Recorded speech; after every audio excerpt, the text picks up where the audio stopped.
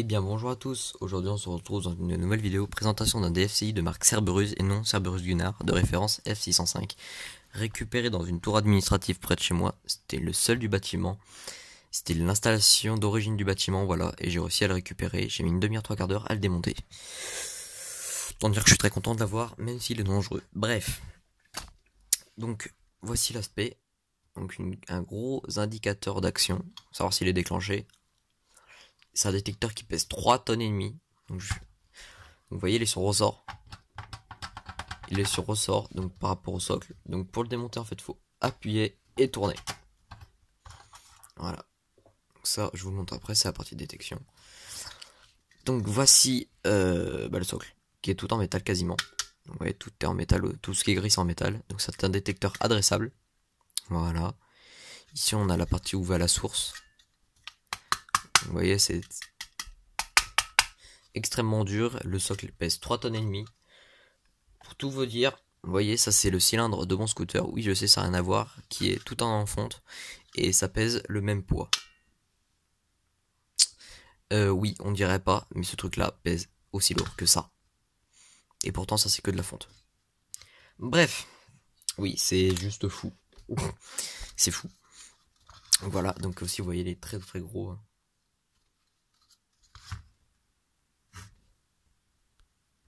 Partie détection. Donc voilà, Cerberus F605. Donc en fait, il a 15 UCI, ce qui équivaut à 18 F905 réunis. Donc en fait, ce détecteur contient 18 fois la dose d'un détecteur unique standard. Donc en fait, la pastille sur les détecteurs uniques, normalement, elle est grosse comme ça. Et sur celle-là, elle est grosse comme ça. Voilà, ça, je vous dis ça, pas parce que j'ai démonté, parce que je connais le directeur de Soprofeu qui me l'a dit. Parce que lui, des palettes de détecteurs, il en a. Et de détecteurs, oui, il est très très rare. Et très peu connu aussi. Donc voilà, c'est pas écrit pas dangereux dans les conditions normales d'utilisation, hein, ça il n'y a pas écrit. Et ce détecteur a 40 ans, quasiment.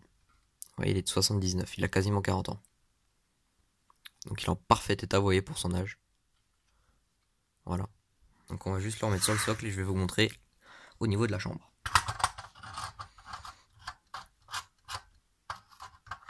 Alors faut juste que je repère parce qu'en fait il y a un cran ici, vous voyez, sur le socle en plomb. Hop. Voilà. Tac. Donc là je l'avais déjà déclipsé au préalable. Vous voyez, ça c'est toute la partie.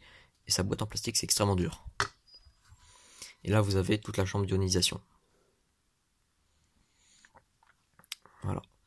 Donc vous voyez là, je sais pas si vous verrez, mais au fond vous voyez il y a une pastille, un truc jaune tout au fond avec un contour gris. Et je suis pas sûr, je pense que c'est la source. Faut savoir que ce détecteur a quasiment 40 ans, donc c'est bien probable qu'à l'époque les sources n'étaient pas fermées. Et vous voyez, si on veut démonter le capot de chambre, faut enlever le clips là, là, là, et là. Il y a juste à pousser avec un tournevis, mais je vais pas le faire, hein. On est d'accord. Donc je pense que c'est ça. Vous voyez tout au fond une pastille d'américium. Voici à quoi ça ressemble. Voilà, voilà.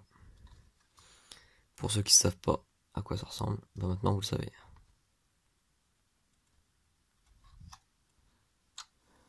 Attendez, je vais essayer de mieux vous montrer.